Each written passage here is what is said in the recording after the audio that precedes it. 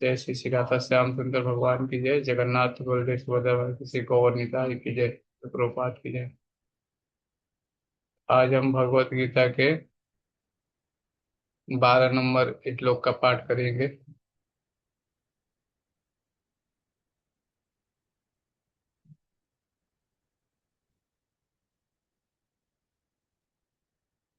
आप लोग को स्क्रीन पे दिखाई दे रहा है ना?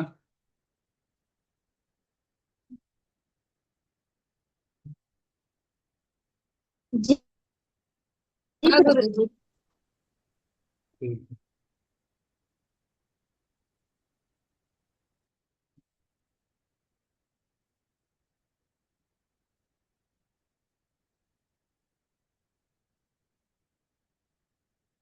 सर्वद्वारणि संयम्य मनोहृदि निरुद्धय च मूर्ध्यान ध्यायात्मन प्राणम स्थितो योग धारिणाम। समस्त इंद्रिय क्रियाओं से विरक्त को योग की स्थिति योग धारणा कहा जाता है। इंद्रियों के समस्त द्वारों को बंद करके तथा मन को हृदय में और प्राणवायु को सिर पर केंद्रित करके मनुष्य अपने को योग में स्थापित करता है। इस श्लोक में बताई गई है कि विधि से योगाभ्यास के लिए सबसे पहले इंद्रिय भोग के सारे द्वार बंद करने होते हैं।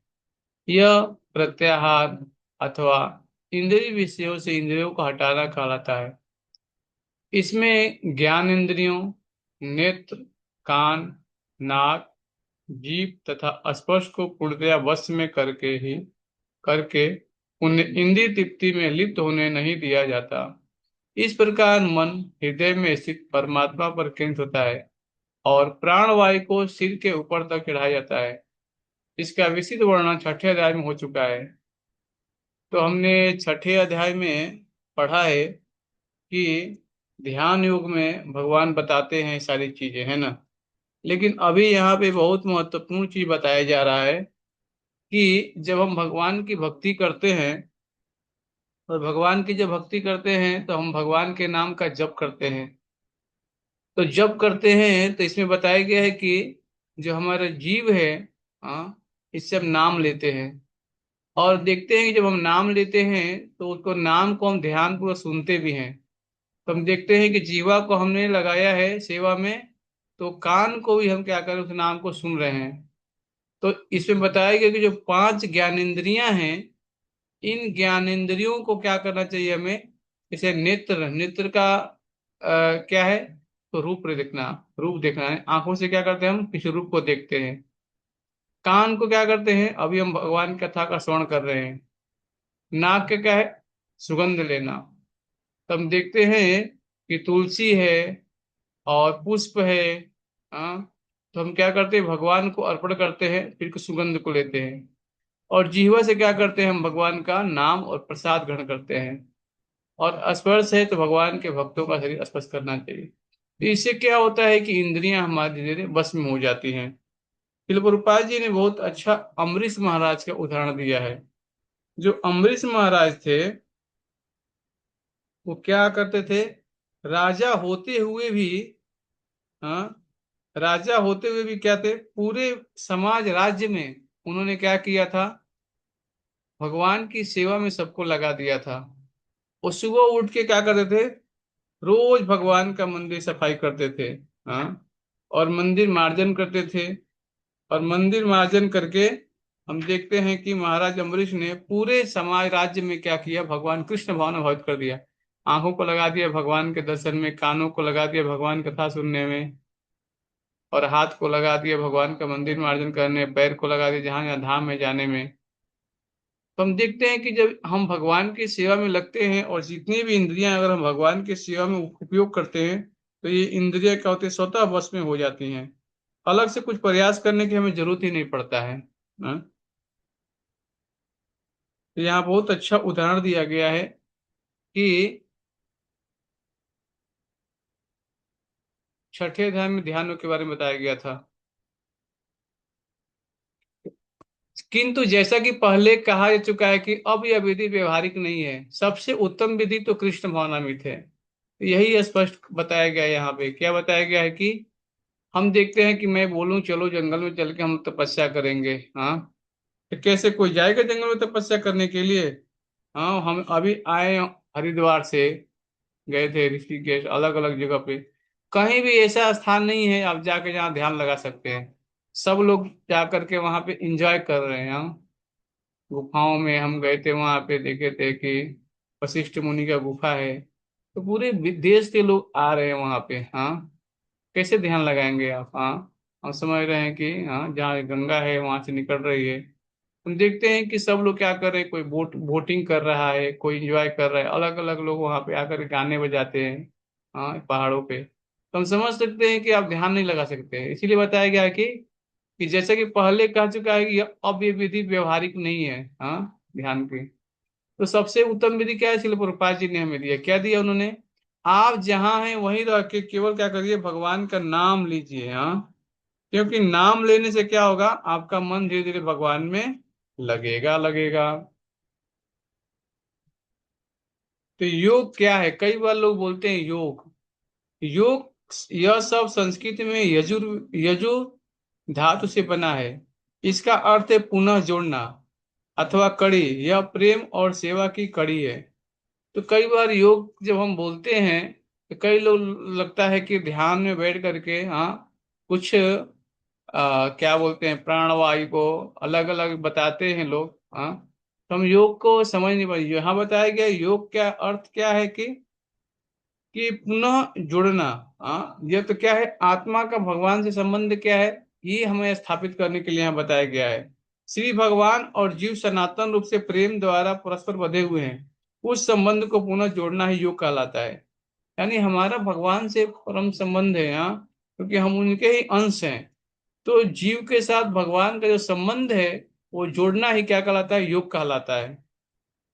धर्म, धर्म का अर्थ है किसी वस्तु का मूल भूत गुण जिसे उस वस्तु से अलग न किया सके। तो धर्म भी हमें जानना चाहिए, वास्तविक धर्म क्या है हमारा, हाँ। तो बताया गया है कि जो मूलभूत गुण है उस वस्तु से जो अलग ना हो उसे हम धर्म करते हैं। जैसे उदाहरण मैं दे रहा हूँ, अग्नि से किसी अलग नहीं कर सकता ताप एवं प्रकाश को। तो समझिए अग्नि जहाँ जल रही है वहां ताप रहेगा रहेगा, हाँ। हम अग्नि जो है, हाँ, उससे जो ताप को अलग नहीं कर सकते, हाँ। तो वैसे ही धर्म है, हाँ। धर्मम तो साक्षात भगवत पढ़ितम, बताया गया भागवतों में। और क्या है, शक्कर से मिठास को, अगर शक्कर है तो उसके मिठास को हम अलग नहीं कर सकते है ना, उसका स्वाभाविक गुण है वो। इस प्रकार अग्नि का धर्म हुआ ताप एवं प्रकाश, और शक्कर का धर्म हुआ मिठास, इससे हम अलग नहीं कर सकते। इसी प्रकार जीवात्मा का धर्म है सेवा करना। हम सब में प्रेम एवं सेवा करने की सहज प्रवृत्ति है, परंतु इस समय हम इस संसार के लोगों की वस्तुओं की सेवा कर रहे हैं। तो बताया गया कि अलग अलग विधि में लोग अलग अलग सेवा कर रहे हैं, हाँ। तो हमें क्या करना चाहिए, ये बताया गया है। यदि, हाँ, यदि कोई भक्ति में अपने मन को कृष्ण में स्थिर करने में समर्थ होता है तो उसके लिए अविचलित दिव्य समाधि में बने रहना सुगम हो जाता है।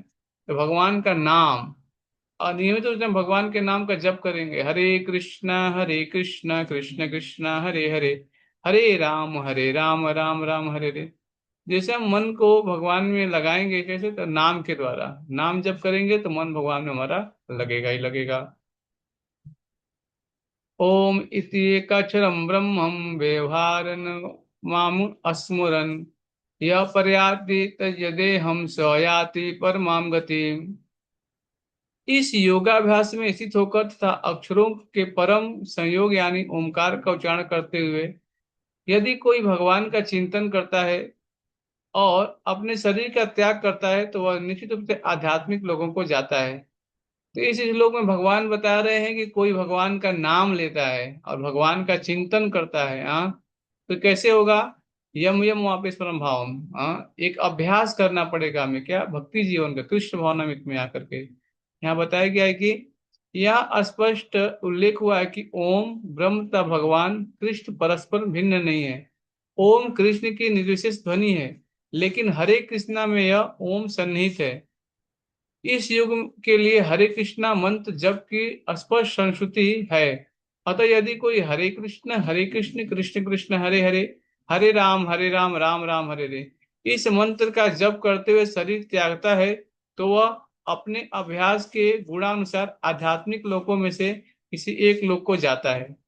तो स्पष्ट यहाँ बताया गया है कि जो ओम है, हाँ, ये बताया गया है कि हरे कृष्ण महामंत्र में ही सन्निहित है।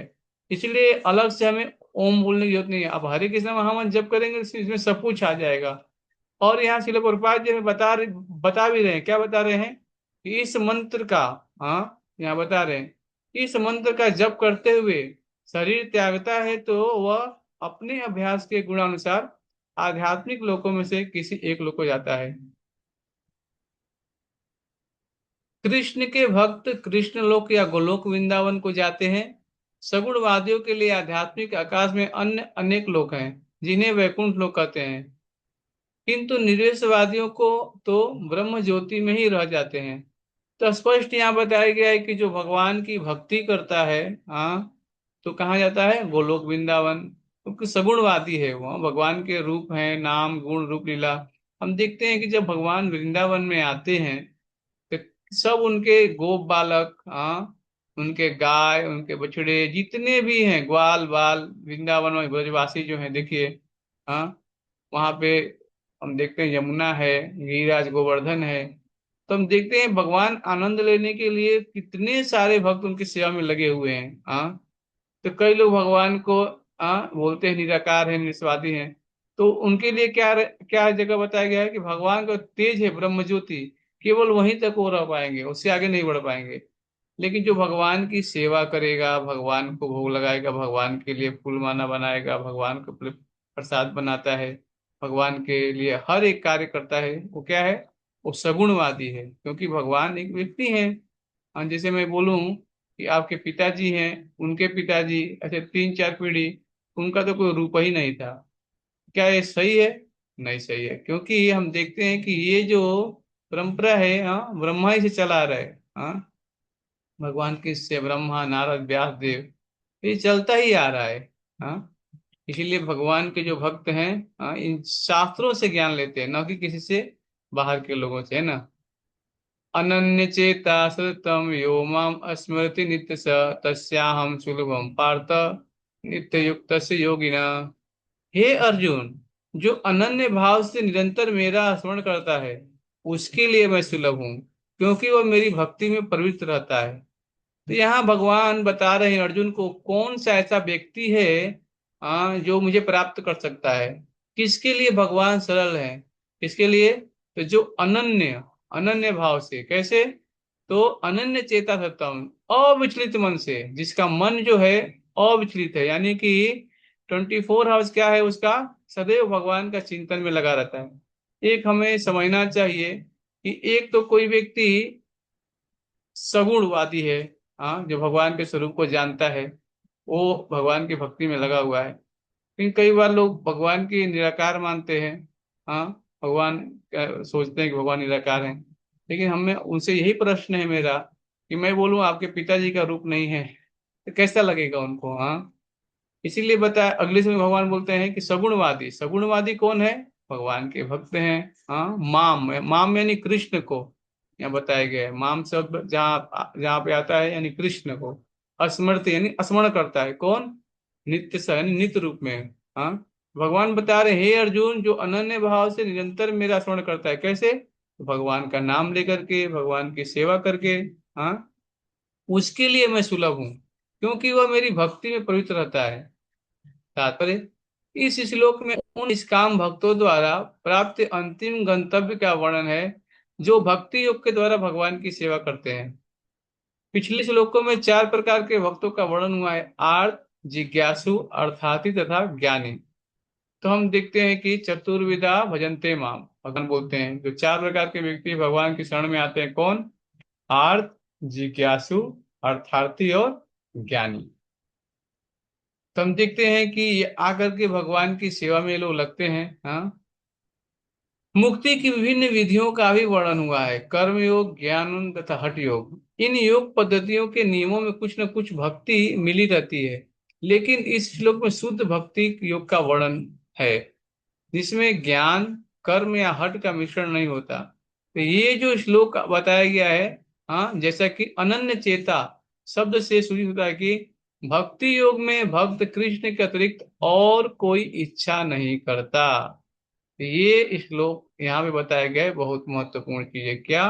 अनन्य चेता यानी सततम। हाँ, सततम कीर्तन तो भगवान बोलते हैं। तो भक्ति योग में क्या है कि जो भक्त है कृष्ण के अतिरिक्त और कोई इच्छा नहीं करता है, केवल भगवान को प्रसन्नता के लिए कार्य करता है। अन्याभिलाषिता शून्यम ज्ञान कर्मादि अनावृतम। हाँ, तो बताया गया है कि केवल भगवान की संतुष्टि के लिए कार्य करना चाहिए हमें। हाँ, तो शुद्ध भक्त न तो स्वर्गलोक जाना चाहता है, न ब्रह्म ज्योति से तदात्म या मोक्ष या भवबंधन से मुक्ति चाहता है। शुद्ध भक्त किसी भी वस्तु की इच्छा नहीं करता। चैतन्य चरितामृत में शुद्ध भक्त को निष्काम कहा गया है। उसे ही पूर्ण शांति का लाभ होता है, उन्हें नहीं जो स्वार्थ में लगे रहते हैं। एक और जहाँ ज्ञान योगी, कर्म योगी या हठ योगी का अपना अपना स्वार्थ रहता है, वहीं पूर्ण भक्त में भगवान को प्रसन्न करने के अतिरिक्त अन्य कोई इच्छा नहीं होती। अतः भगवान कहते हैं कि जो एकनिष्ठ भाव से उनकी भक्ति में लगा रहता है, उसे वे सरलता से प्राप्त हो जाते हैं। तो हम देखते हैं कि ब्रजवासी में भगवान जो वृंदावन में है जो भाव है, वो जितने भी ब्रजवासी हैं केवल कृष्ण की प्रसन्नता के लिए कार्य करते हैं। माता यशोदा जैसे मान लीजिए, भगवान का दिन भर सेवा कर रही हैं वहाँ। आप सोचिए कि भगवान की प्रसन्नता के लिए कार्य कर रही हैं। हाँ, बताया गया है कि भगवान को प्रसन्न करने के लिए, हाँ, अतिरिक्त अन्य कोई इच्छा नहीं रहती ब्रजवासी को। ऐसे हमारी भक्ति भी होनी चाहिए। हाँ, शुद्ध भक्त सदैव कृष्ण के विभिन्न रूपों में से किसी एक की भक्ति में लगा रहता है। कृष्ण के अनेक स्वांश तथा अवतार हैं, यथा राम तथा नरसिंह, जिनमें से भक्त किसी एक रूप को चुनकर उसकी प्रेमा भक्ति में मन को स्थिर कर सकता है। ऐसे भक्त को उन अनेक समस्याओं का सामना नहीं करना पड़ता जो अन्य योग के अभ्यासकर्ताओं को झेलनी पड़ती है। भक्ति योग अत्यंत सरल, शुद्ध तथा सुगम है। इसका शुभारंभ हरे कृष्णा जप से किया सकता है। तो यही मैं बताना चाहता हूँ कि भक्ति योग में अगर हम आगे बढ़ना चाहते हैं, तो बहुत महत्वपूर्ण चीज यहाँ बताया गया है। क्या बताया गया है कि हरे कृष्णा जप, यानी भगवान के नाम का जप करेंगे, हाँ, तो धीरे धीरे हम भक्ति में आगे बढ़ेंगे। उस शुभारंभ कहाँ से होती है? जिह्वा को सेवा में लगाना है। जो जीव है हमारी भगवान ने दिए हैं, इससे क्या करना चाहिए? भगवान का गुणगान करना चाहिए, इसके लिए जीव मिला है। हाँ, जीवा से क्या है, जैसे बताया गया शास्त्रों में कि बारिश में जब देखते हैं कि जो मेढक होते हैं, हाँ, वो तालाब में आते हैं और दिन भर टर टर टर टर टर बोलते रहते हैं। तो हम देखते हैं कि सर्प है उनकी टटराहट को सुनता रहता है। हाँ, और जैसे ही देखता है अकेले हैं तो उसको तुरंत उसके खा जाता है।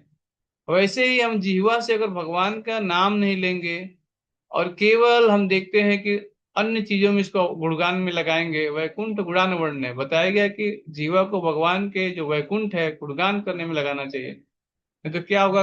काल रूपी सर्प हमें क्या करेगा? डस लेता है। इसीलिए बताया कि भक्ति योग में है सबसे पहले जीव को हमारी सेवा में लगाना है। इसे कैसे? भगवान का प्रसाद खाकर, भगवान का नाम लेकर, भगवान का गुणगान करके। तो भक्ति योग अत्यंत सरल तथा शुद्ध है और सुगम भी है, और इसका शुभारंभ हरे कृष्णा जप से किया जा सकता है। भगवान सबों पर कृपालु हैं, किंतु जैसा कि पहले कहा जा चुका है कि जो अनन्य भाव से उनकी सेवा करते हैं, वे उनके ऊपर विशेष कृपालु रहते हैं। भगवान ऐसे भक्तों की सहायता अनेक प्रकार से करते हैं। तो हम देखते हैं भगवान यह बता रहे हैं कि अनन्य भाव से जो भगवान की सेवा करते हैं, भगवान से विशेष कृपालु रहते हैं और भगवान सहायता भी करते हैं। जैसा कि वेदों में कठोपनिषद के 1-2-23 में कहा गया है, यमय वैसे विणोते तेन लभ्यस्य आत्मा विविणोते तनुश्याम। जिसने पूरी तरह से भगवान की शरण ले ली है और जो उनकी भक्ति में लगा हुआ है, वही भगवान को यथारूप में समझ सकता है। तो बताया गया है कि भगवान की शरणागति, हाँ, जब तक हम भगवान की शरणागति नहीं लेंगे, कैसे बोलना चाहिए? हे भगवान, ये शरीर आपका है। हाँ, मनुष्य जीवन मिला है, शरीर आपका है। हाँ, तो क्या करना चाहिए? भगवान को बता, हमें धन्यवाद देना चाहिए क्योंकि मनुष्य शरीर मिला है। हाँ, अन्य 84 लाख योनियों में से मनुष्य शरीर सबसे सर्वश्रेष्ठ है और वो हमें भगवान ने दिया है।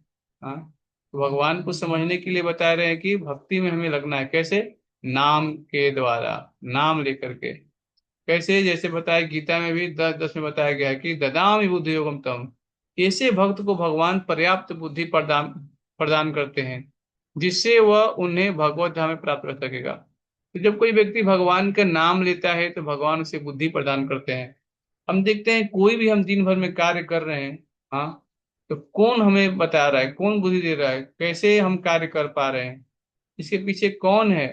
भगवान तो हमारे हृदय में ही है, वहीं से हमें बुद्धि दे रहे हैं। भगवान बता भी रहे गीता में, हाँ, ददामि बुद्धि योगम तम। ऐसे भक्त को भगवान पर्याप्त बुद्धि प्रदान करते हैं, जिससे वह उन्हें भगवत धाम में प्राप्त कर सके।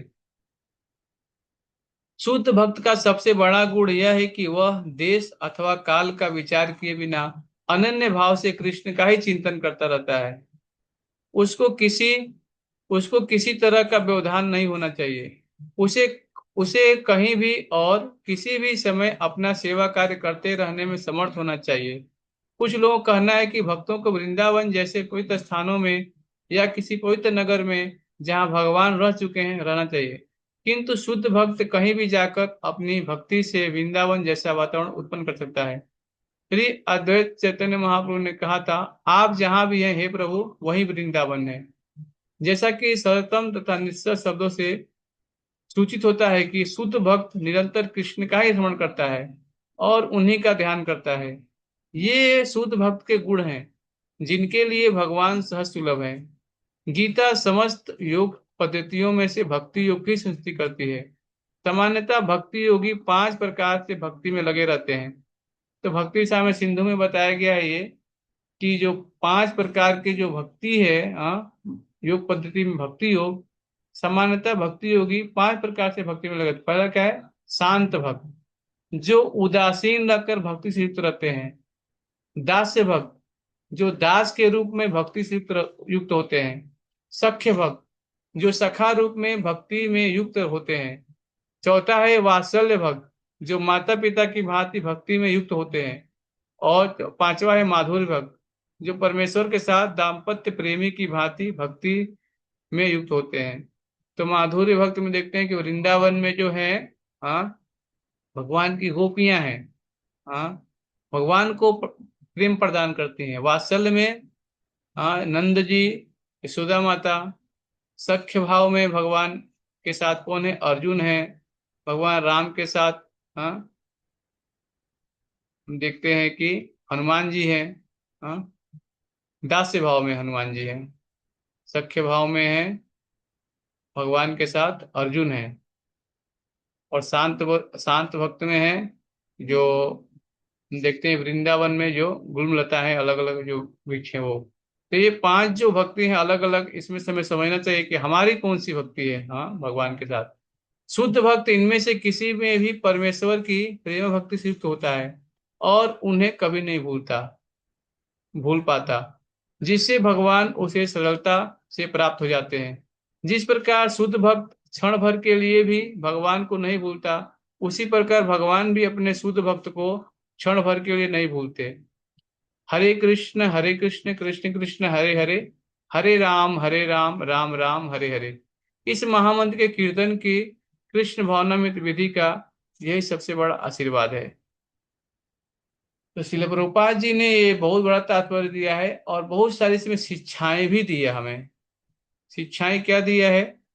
कि जो शुद्ध भक्त है, हाँ, वो भगवान को कभी नहीं भूलता है। क्या कारण है कि नहीं भूलता है? क्योंकि वो निरंतर भगवान का चिंतन करता रहता है, हाँ, निरंतर। कैसे? तो भगवान के नाम के द्वारा। जो नाम है ये भगवान के साथ अलग नहीं है, हाँ, शास्त्रों में बताया गया है कि नाम नाम कार्य बहुधा निज सरस्वती प्रापिता नियमित स्मरण काला एतादशी तो कृपा भगवान नमापि दुर्दय मिति मिहाजनी नाम लागा। भगवान के अनेकों नाम है और अनेकों नाम में भगवान ने शक्तियां अर्पित कर दी है। तभी हमें समझना चाहिए ये नाम जो है यही कलयुग के लिए बताया गया है औषधि। क्योंकि औषधि जो है, हाँ, हमें टाइम पे लेना चाहिए, नहीं तो क्या होगा, हमें ये काम नहीं करेगा, हाँ, बीमारी वैसे की वैसी रहेगी, है ना। इसीलिए कलयुग में बताया गया है कि नाम में बताया गया है भगवान श्री कृष्ण तुरंत उपस्थित होते हैं। कैसे? श्री कृष्ण की देह एवं स्वयं उनमें कोई भेद नहीं है, अथवा उनके नाम और उनमें भेद नहीं है। परंतु जहां तक बद्ध जीवात्मा का प्रश्न है, उसका नाम, उसके शरीर, उसके मूल स्वरूप से भिन्न होता है। तो कल मैंने इसका उदाहरण आप लोग को दिया है। हाँ, कि हम बद्ध जीव हैं। हाँ, और हमारे देखते हैं कि नाम और हमारे कार्य में अलग अंतर हो सकता है, कि कृष्ण में ऐसा नहीं है। परंतु यह तथ्य है कि श्री कृष्ण का नाम तथा व्यक्ति श्री कृष्ण, ये दोनों चिन्मय हैं। श्री कृष्ण के विषय में सब कुछ दिव्य तथा आनंद में है। बद्ध जीव के शरीर तथा उसकी आत्मा में अंतर होता है, और पिता द्वारा दिया गया नाम आत्मा से भिन्न होता है। भौतिक वस्तुओं से बद्ध जीवात्मा की आसक्ति उसके वास्तविक स्वरूप को प्राप्त करने में बाधा बनती है।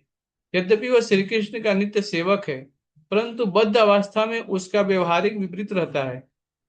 श्री चैतन्य महाप्रभु जीवात्मा के वास्तविक स्वरूप का वर्णन बताते हैं। जीवेर स्वरूप है कृष्णेर नित्य दास। चैतन्य चैतामृत मध्य लीला में बताया गया है। क्या बताया गया है? जीवेर स्वरूप है कृष्ण नित्य दास। जीव का स्वरूप क्या है? कि वो भगवान का नित्य दास है। हाँ, जीवात्मा अपने वास्तविक स्वरूप के कार्यों को भूल गया है, परंतु श्री कृष्ण के साथ ऐसा नहीं होता। देखिए, हमारा जो मूल भूत है क्या है? वो भगवान की सेवा करना है, लेकिन हम सब भूल गए। इसलिए क्या है, भगवान ने हमें फिर से ये मौका दे रहे हैं। कैसे? अपने नाम के रूप में आकर के। हाँ, तो इसीलिए बताया गया यहाँ पे कि जीवात्मा अपने वास्तविक स्वरूप के कार्यों को भूल गया है, परंतु श्री कृष्ण के साथ ऐसा नहीं है। श्री कृष्ण का नाम तथा स्वयं श्री कृष्ण दोनों एक ही हैं। अब देखिए नाम की कितनी महिमा है। हाँ, माया कृष्ण नामक कुछ नहीं होता, क्योंकि श्री कृष्ण भौतिक सृष्टि से प्रभावित नहीं होते। श्री कृष्ण के शरीर और उनकी आत्मा में कोई भेद नहीं है। श्री कृष्ण एक ही साथ आत्मा तथा शरीर दोनों हैं। शरीर और आत्मा का भेद बद्ध जीवों पर लागू होता है। बद्ध जीव का शरीर उसकी आत्मा से अलग होता है, और बद्ध जीव का नाम उसके शरीर से भिन्न होता है। मान ले कि किसी का नाम श्रीमान जान है, परंतु यदि मैं केवल श्रीमान जान जान पुकारता रहूंगा, वह वह व्यक्ति वहां उपस्थित नहीं हो सकता। परंतु यदि हम श्री कृष्ण के पवित्र नामों का उच्चारण उच्चारण करते हैं, तो वे तुरंत हमारी जिह्वा पर प्रकट हो जाते हैं। पद्म पुराण में श्री कृष्ण कहते हैं, मद भक्ता यत्र गायंती तत्र तिष्ठामि नारद। हे नारद, जहां मेरा भक्त मेरा कीर्तन करते हैं, मैं वहां निवास करता हूँ। जब भक्त हरे कृष्ण कृष्ण कृष्ण हरे हरे, हरे राम राम राम हरे का कीर्तन करते हैं, तो भगवान श्री कृष्ण तुरंत वहां उपस्थित हो जाते हैं। चैतन्य चरितमृत मध्य लीला 17:132 नंबर बताया गया है। तो पद्म पुराण में यहाँ बताया गया है कि नारद मुनि को भगवान बता रहे हैं। क्या बता रहे हैं? मद भक्ता यत्र गायंती तत्तिष्ठामि नारद। हे नारद, जहां मेरे भक्त मेरा कीर्तन करते हैं, मैं वहां निवास करता हूँ। तो हम समझ सकते हैं कि भगवान का जो नाम है, हाँ, ये भगवान से नाम में कोई अलग नहीं है। हाँ, भगवान बता रहे हैं कि अभी जीवा पे भगवान नाचते हैं, सोचिए। लेकिन अभी क्या है, हमें पीलिया की बीमारी हो गई है। पीलिया क्या है? जब कोई होता है पित्त रोग, हाँ, पीलिया होता है किसी को, तो आप मिश्री देंगे खाने के लिए, तो वो कैसा लगेगा? कड़वा लगेगा। लेकिन हम सबको मालूम है कि मिश्री मीठा होता है ना? लेकिन बीमारी है, तो क्या होगा? अभी हमें वो अच्छा नहीं लगेगा। लेकिन आप मिश्री लेते रहेंगे, हाँ, तो क्या होगा? धीरे धीरे आपकी बीमारी ठीक हो जाएगी। इसीलिए बताया गया है कि जब कोई भक्त हरे कृष्ण महामंत्र कीर्तन करता है, तो भगवान तुरंत उपस्थित होते हैं नाम के रूप में। एक मैं स्टोरी बताऊंगा आप लोगों को। आप लोगों को सबको मालूम भी है, हाँ, कि हस्तिनापुर में हम देखते हैं कि द्रौपदी है। हाँ, यहाँ से पुकार रही है, हे गोविंद राखो लाज हमारी। यहाँ कि भगवान तो द्वारिका में है, कैसे सुन लिए? आप लोग बताइए। हाँ, क्योंकि वो जो पुकार थी, हाँ, वो हृदय से था। हाँ, भगवान को आपातकालीन स्थिति में उन्होंने पुकारा। और एक चीज है, कैसे? कि हम देखते हैं कि गजेंद्र है, वो तो हाथी के शरीर में है। हाँ, और पानी में हम देखते हैं कि मगरमच्छ ने उनका पैर पकड़ लिया है। हाथी जो है जमीन पे रहेगी तो उसकी शक्ति बहुत ज्यादा होती है, लेकिन वही जल का जो मगरमच्छ है पानी में है, तो कितना विशाल हाथी है, उसका पैर को पकड़ लिया तो अंदर खींचता लेके जा रहा है। तो गजेंद्र तो अभी हाथी शरीर में है, लेकिन कैसे उन्होंने भगवान को पुकारा? हाँ, अपने सूंड से केवल क्या किया, उसी तालाब से एक कमल का फूल भगवान को ऑफरिंग करके किसी लोग को बोला। क्योंकि पूर्व जन्म में तो भक्त थे, वो कहानी आती, लेकिन हमें स्मृति को जानना है कि भगवान की जो भक्ति है किसी भी जन्म में नष्ट नहीं होता है। और इस जन्म में आपने भगवान का नाम लिया, भगवान की भक्ति किया आपने, तो ये आत्मा के साथ रहेगा रहेगा। लेकिन यहाँ का जो हमारा बैंक बैलेंस है वो यहीं रह जाएगा, लेकिन भक्ति ये कभी नष्ट नहीं होगा। सोचिए कितना महत्वपूर्ण कार्य भगवान बताते हैं गीता में। इसीलिए हमें क्या करना चाहिए, ये भक्ति को कभी छोड़ना नहीं चाहिए। क्योंकि भगवान की बड़ी कृपा है कि हमें भगवान के भक्तों का संग मिल रहा है, भगवद गीता भागवतम है, गुरु साधु शास्त्र, तो ये सारी चीजें क्यों मिल रही है? क्योंकि हमने पूर्व जन्म में ऐसे कुछ कार्य किए होंगे, साधु सेवा किया होगा, कुछ ऐसा कार्य किया होगा, तो भगवान हमें क्या कर रहे हैं, ये मार्गदर्शन बता रहे हैं। तो कल हमारे मंदिर में, इस्कॉन मंदिर के जो स्पिरिचुअल मास्टर हैं आने वाले हैं, तो आप लोग मंदिर आइए, यहाँ पे एक क्लास होगा, कीर्तन होगा, कथा होगी। और जो गुरु जब आते हैं तो उनके मुख से हम श्रवण करते हैं, तो बहुत जल्दी हम भक्ति जीवन में आगे बढ़ते हैं। तो मैं ग्रुप में डाल दूंगा आप लोगों को, आप लोग पढ़ लीजिएगा। और मंदिर में क्लास होगा, आप लोग आइएगा। कोई किसी का प्रश्न तो पूछ सकते हैं आज से क्लास संबंधित। हाँ गुरुजी। अ, अ, अभी हम क्लास में 6 महीने से आ रहे हैं, तो अभी हमारा दीक्षा नहीं हो सकता ना। अभी क्या है मतलब जी, देखिए शुरू शुरू में हमें क्या करना चाहिए, दीक्षा कब होती है, जब हम पूरी तरीके से जो भक्ति के बताए गए नियम है अच्छे से पालन करते हैं, और जो हमारा कोर्सेस होते हैं बहुत सारे, और उस कोर्स को हम पास करते हैं, तो धीरे धीरे वो नाम जो होता है गुरु के पास जाता है ना। और फिर हमें गुरु हाँ स्वीकार है ना। इसके लिए क्या विधि है, तद विधि परिपाते न परिप्रश्न सेवया उपदेक्षन्ति ते ज्ञानम ज्ञान तत्त्वतः। एक माध्यम है, हाँ। जैसे हम बताते हैं कि जब गुरु आते हैं मंदिर में, तो हम उनसे मिलाते हैं कि हमारे क्लास में आ रहे हैं, गीता पाठ कर रहे हैं, माला कर रहे हैं, भगवान की भक्ति कर रहे हैं, अच्छे से नियमों का पालन कर रहे हैं। तो क्या एक विधि है जानने की, है ना। इसलिए समय लगता है ना। इस नियमों का हाँ पालन करेंगे तो धीरे धीरे हमें हाँ होगा। घबराना नहीं चाहिए कोई भी चीज में ना। ठीक है। हाँ, हरे तो हम आ तो सकते हैं ना गुरुजी से मिलने। हाँ हाँ, आइए मिलिए, है ना, बात करिए आप। हाँ हम्म, कल आइए, ठीक है। हाँ जय हाँ श्री हाँ। श्याम सुंदर भगवान की जय। जगन्नाथ बलदेव सुभद्रा महारानी की जय। श्री श्री कौर निताय की जय। जी। कोई प्रश्न है क्या? सब लोग हरे कृष्ण नाम का जप कर, हाँ हाँ गुरुजी। हाँ कर रहे हैं। अच्छा से जप करते रहिए, है ना। और मंदिर भी आइए, गुरुजी, हाँ बोलिए। अब ये जो गुरुजी आएंगे वो सूरत पे आएंगे। हाँ, वो पूरे मैं सु... जो हम बता रहे हैं ना, उसमें क्या हाँ है कि हाँ पूरे वर्ल्ड में भ्रमण करते रहे। इस्कॉन बहुत बड़ी संस्था है ना। और हाँ गुरु हाँ में जाते हैं, वहां पे सबसे मिलते हैं, दीक्षा देते हैं। साधारण जो होता है, हमें जानना चाहिए, जो हम मंदिर में लोगों को एक दूसरे को प्रभु जी बोल के सेवा करते हैं ना, प्रभु बोलते हैं ना। बराबर और गुरु बराबर। जो जो जो स्पिरिचुअल मास्टर होते हैं उन्हें हम बोलते हैं गुरु, है ना। ठीक है। हाँ हाँ। हरे कृष्ण। मैं सूरत में रहती हूँ। ठीक है, आप कल आइए, है ना, मंदिर तो बात कर सकते हैं। हरे कृष्ण। ना, मैं बड़ौदा नहीं रहती गुरुजी, मैं सूरत में रहती हूँ। अच्छा, आप सूरत में रहती हैं, तो सूरत भी वहां पे महाराज आते रहते हैं इस्कॉन मंदिर में, है ना। हाँ, वो हमारे पास में ही पड़ता है, जहांगीरपुरा में मंदिर है। अच्छा, जहांगीरपुरा मंदिर है। ठीक है, हाँ वहाँ से जुड़े रहिए, है ना। वहाँ पे क्लास जी में जी जाके, और वहाँ भी महाराज आते रहते हैं, उनसे मिलिए, है ना। जी जी और 16 माला जप करते रहिए अच्छे से, है ना, भगवान का जी नाम जी लेते। जी जी। ठीक। हरे कृष्णा हरे कृष्णा, ना कृष्णा हरे हरे, हरे राम राम राम हरे हरे। जय श्री श्री राधा श्याम सुंदर भगवान की, जय जगन्नाथ बलदेव सुभद्रा महारानी की। जय। गौर निताय की, जय आज की। जय।